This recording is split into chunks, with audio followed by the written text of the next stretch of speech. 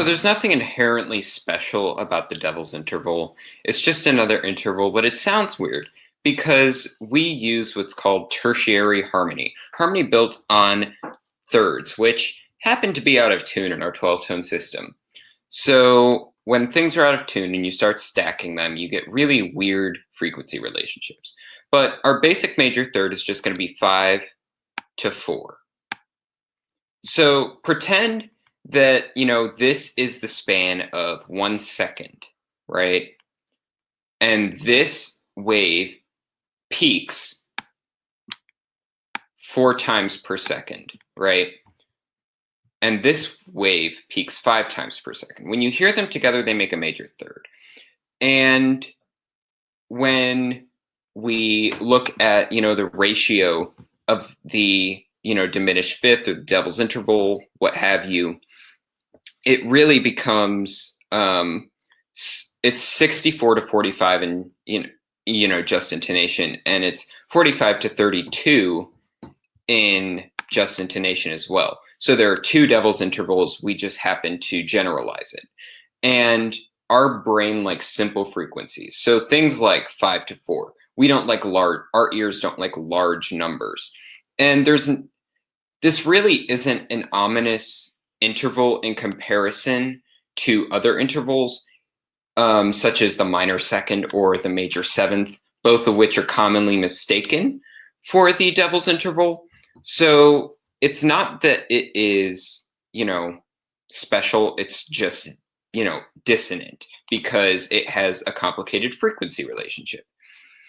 It really was just almost a meme in the church. For a while there, we thought that the church had banned it because it sounded like the devil in music, and that's not the case at all. If you look at, cases of church composers like Bach and, any early church composers, you're going to find tritones everywhere because they're part of the 5/7 chord.